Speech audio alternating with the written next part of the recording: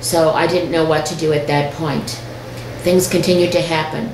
I was harassed daily on the sidewalk. I had wiretapping on my phone. I had stolen ATM cards.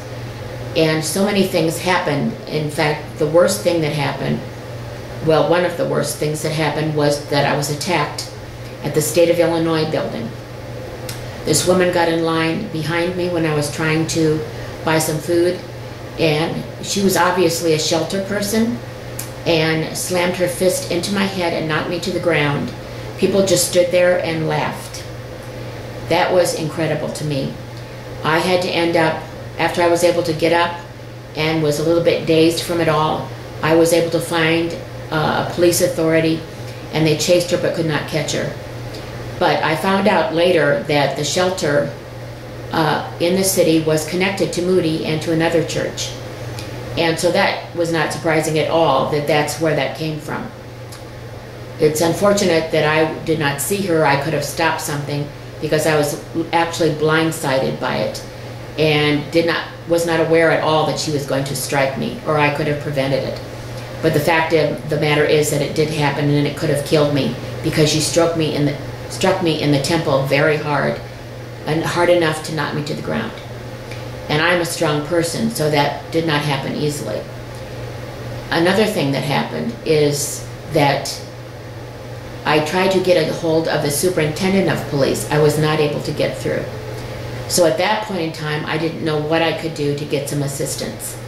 Things were so out of control, and it had spread throughout the city, and it had snowballed so far that I knew that I needed to get some help from someplace. During that time also, President Clinton was in office, and he gave, I think it was a State of the Union address, and in it he said something about the fact that there were no hate crimes in this country, and that that kind of thing does not and could not happen. Well, that was absolutely wrong. And so I responded to that because I didn't know who in the world would or could help me. So what I did was, first, I knew the chaplain of the Senate from many years ago when I worked with the pastor.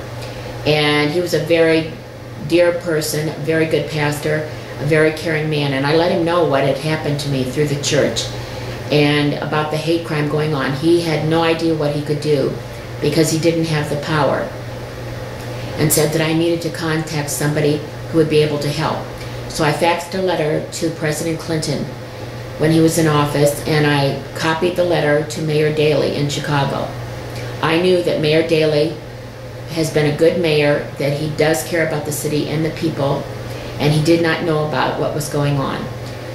After they received the letters, I did finally get a response from the Commissioner for Public Relations. Apparently, Mayor Daley had passed on my letter about the hate crime to the then Commissioner David Morris.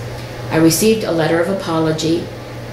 He stated that I was obviously a model citizen and apologized that the city had failed to protect me, and asked who would not help me, what were the names of people who would not assist, and wanted to do what he could to try to help me at that time.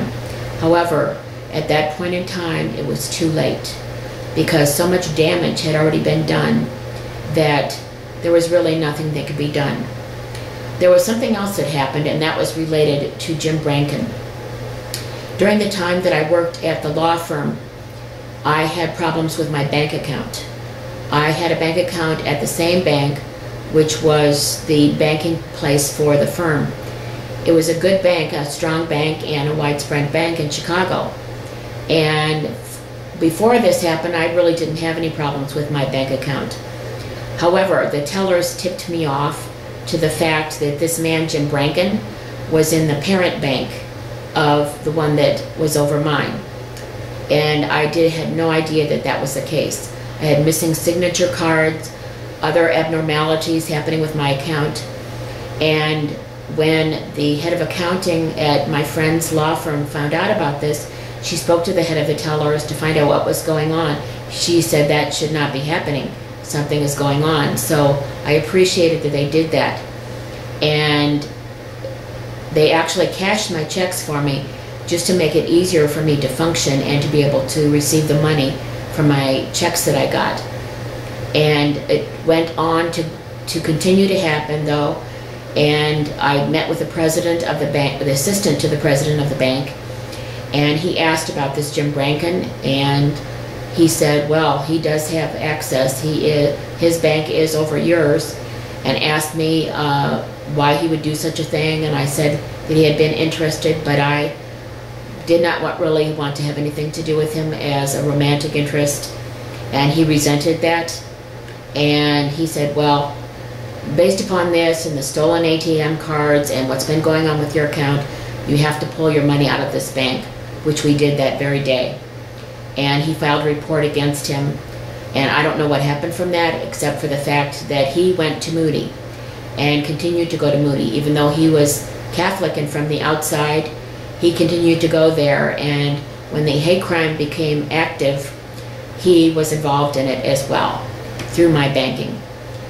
There were also some Southside people he was connected to, and cooked up an elaborate scheme for them to call me on the phone and pretend like they had met me when I worked at the hospital. One pretended to be a doctor and said that he knew me, and this whole scheme was just set up to hurt me. And these people on the South Side have continued also to try to harass me in every way possible. And the fact that they were black people and there were some Hispanic people brought the other ethnic groups into this, such that today I have terrible harassment, assaults and everything from the black population, the Hispanic, and because the women's hotel was involved in women's activities, I also have been harassed by women's groups. So it's just been one thing after the other. I knew at a point in time that because my business suffered so terribly, I had a very productive, great business, not only with that law firm, but with many law firms for over 15 years. I was so busy that I had to say I needed a break and have a vacation because one firm after the other wanted me to constantly work with them. That's how good my business was. I worked day and night to build it up over 15 years. But once the hate crime started, that was the end of that. The last firm where I really was able to work for any lengthy period of time was my friend's firm. And I got to such a point with the hate crime and with all that was happening to me that I could no longer work there. And I decided at that point that I would probably be better off to try to go to a new city. I wanted to travel anyway because when my friend was dying of cancer, I really did not leave because of her situation, because her cancer was so severe and people said at many different times that she would die soon. She hung on for 9 years and it was a heartbreaking situation. But I promised her that I would stay there and be available to her until she died, and that after she died I would travel and finally see things I've never seen and try to do my business that way. In fact, before she died, she said to me, I don't know how you can get up every day and face this world with what is happening to you. Not only have you had to deal with my dying of cancer, but you've had to face assaults and harassment, stolen things every time you turn around. It's something else happening. Your business has been damaged and destroyed. You cannot have the ministry you used to have as a Christian. All these things have happened to you. And she said I was her hero and that she admired my bravery. Of course, with her cancer, she was very brave too. And so the two of us stood by each other until she died.